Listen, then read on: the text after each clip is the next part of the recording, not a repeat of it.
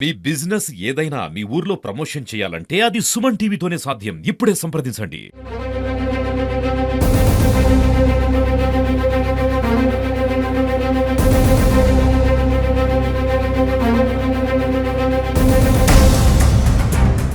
చూశారు కదా! ఈరోజు పలాసలో కాశీబుగ్గలో ఉన్నటువంటి ఈ వెంకటేశ్వర పుణ్యక్షేత్రము. అంటే ఈరోజు ఏకాదశి అవ్వడంతోనే చాలామంది భక్తులైతే ఇక్కడికైతే తండోపతండాలుగా వచ్చారు. అయితే మనం చూస్తే రైలింగ్ చూసుకున్నట్లయితే చూడండి. ఇదే రైలింగు. ఈరోజు ఈ రైలింగ్ మీద పడి జనాలందరూ కూడాను అంటే మీదకెక్కాల్సినటువంటి మెట్ల మార్గం నుంచి ఎక్కాల్సినటువంటి వారు ఈ రైలింగ్ మీద పడి ఈ రైలింగు అక్కడ ఉండాల్సిన రైలింగు గాలిలో వేలబడుతున్నటువంటి పరిస్థితి ఉంది. అంటే సుమారు ఈ రైలింగ్ మీద అడ్డుగా ఉన్నప్పుడు 10-20 మంది ఉండాల్సినటువంటి రైలింగ్ మీద కనీసం వందల మంది 200 నుంచి 300 మంది పడిన పరిస్థితి నెలకొంది. అటువంటి పడిన పరిస్థితుల్లోని ఈరోజు ఈ రైలింగ్ నుంచి ఈ కిందకైతే దూకి వాళ్ళ ప్రాణాలైతే కోల్పోయారు. అటువంటి పరిస్థితులు కూడా అంటే ఒక్కసారిగా వచ్చినటువంటి ఊహించకుండానే వచ్చినటువంటి జనాలని అదుపు చేసుకోలేక తొక్కిసలాటలోనైతే పడ్డారు. అదేవిధంగా ఇదే ప్రదేశంలోని విగత జీవులుగాను పడి ఉన్నటువంటి పరిణామం అయితే నెలకొన్నది. ఇక్కడ కూడాను చూస్తే ఈ రైలింగ్ మీద నుంచి కూడా దూకి కొంతమంది యువత కానీ వీళ్ళంతా కూడా పడ్డారు.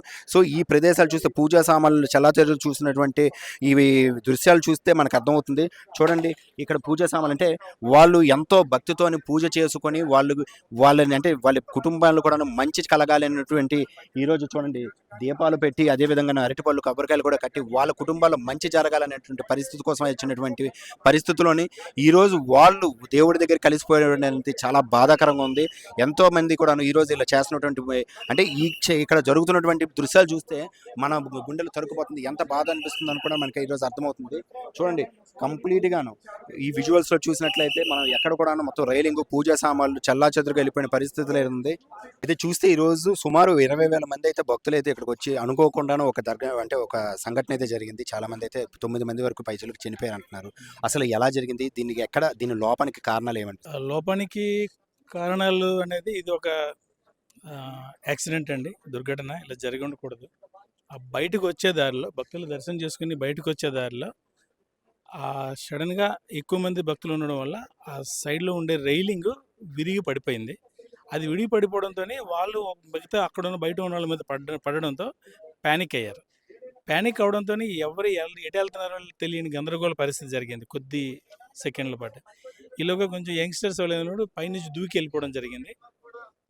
వయసైన ఆడవాళ్ళు, మోస్ట్లీ స్త్రీలే ఇందులో బాధితులుగా ఉన్నారు. ఆల్మోస్ట్ 8 మంది స్త్రీలు చనిపోయారు. కొంచెం వయసైన వాళ్ళు, ఒక 8 సంవత్సరాల బాలుడు కూడా చనిపోయారు. మంచి భవిష్యత్తు ఉన్న బాలుడు చనిపోవడం జరిగింది. సుమారు 15 మంది క్షతగాత్రులుగా ఉన్నారు. వాళ్ళ వరకు సేఫ్ అని డాక్టర్ గారితో మాట్లాడితే చెప్పారు. ఆ రైలింగ్ జరిగిపోవడం అనే ఘటన నుంచి ఇదంతా జరిగింది.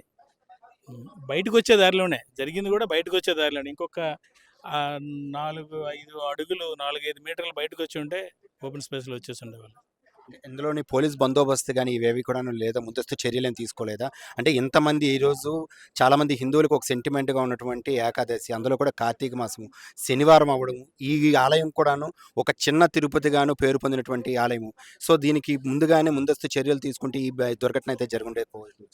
అంటే అంత జనం వస్తారని యాంటిసిపేట్ చేయలేదండి. ఫస్ట్ థింగ్, రెగ్యులర్గా ఇంత జనం రాలేదు ఇంతకు ముందు కూడా. జస్ట్ ఒక 1000, 1200, 1500 వరకు వచ్చేవాళ్ళు. వచ్చి వాళ్ళు దర్శనం చేసుకుని వెళ్ళిపోయేవాళ్ళు. సో ఈరోజు వేలల్లో రావడం, భక్తులు రావడం ఒకటే సమస్య కాదు, రైలింగ్ విరిగిపోవడం అనేది ఇక్కడ సమస్య అయింది. అంటే భక్తుల సంఖ్య ఎక్కువ అవడం వల్ల వాళ్ళ ఒత్తిడితో రైలింగ్ పడడం జరిగింది. సో దానివల్ల ప్యానిక్ అయ్యారు. దాని నుంచి దుర్ఘటన జరిగింది. చూశారు కదా! అంటే ఎప్పుడు కూడా ఊహించిన విధంగాను కార్తీక మాసంతోని శనివారం ఏకాదశి అవ్వడం కూడాను ఒక్కసారిగాను భక్తులైతే దండోపదండాలుగాను 20,000 మంది పైమాటగాను రావడం బట్టి చూడండి. ఇక్కడ పూజా సామాన్లు పూజలు కూడా చేసుకుంది. అంటే హిందువులు ఎంతో పవిత్రంగాను ఈరోజు పూజించినటువంటి వెంకటేశ్వర స్వామిని అవ్వడము, అందులో కూడాను ఏకాదశి అవ్వడంతో ఒక్కసారిగానే అయితే భక్తులు పోటెత్తారు. అయితే ఎప్పుడు కూడాను కేవలము 1000 నుంచి 1200 మంది మాత్రమే వచ్చినటువంటి ఈ ఆలయానికి ఒక్కసారిగాను వేలల్లోనే 20,000 మంది, సుమారు 20,000 మంది రావడంతోనూ ఒక్కసారిగానే అయితే ఈరోజు ఇది ఘటన అయితే జరిగిందని అయితే చూడవచ్చు. అయితే ఏది ఏమైనప్పుడు కూడాను మంచి భవిష్యత్తు ఉన్నటువంటి ఈ గుడిలోని చాలామంది నమ్మకం ఉన్నటువంటి చిన్న తిరుపతిగా ఉన్నటువంటి గుడిలోని ఇక్కడ జరగడంతోనైతే ఒక్కసారిగా అందరూ దిగ్బంధం చెందారు. ఇప్పటికే ప్రభుత్వం అధికారులు కూడాను సహాయక చర్యలు తీసుకొని అదేవిధంగాను అచ్చెన్నాయుడు కానీ, మంత్రిగా ఉన్నటువంటి అచ్చెన్నాయుడు కానీ, మన కేంద్ర మంత్రులు కూడాను వీళ్ళు కూడాను ఇప్పుడు ఇక్కడ ఉన్నటువంటి సహాయక చర్యలు తీసుకోమని వాళ్ళకి కావాల్సినటువంటి కావాల్సినటువంటి హాస్పిటల్ ట్రీట్మెంట్ కూడా ఇవ్వమని అయితే చెప్పారు. అదేవిధంగాను లోకేష్ గారు కూడాను ఈ రోజు అయితే ఇప్పుడు ఇక్కడ పర్యటించడానికి అయితే వస్తున్నారని అయితే సమాచారం అయితే ఉన్నది. అసలు ఈ పరిస్థితులు కూడా ఎలా ఉన్నది కూడా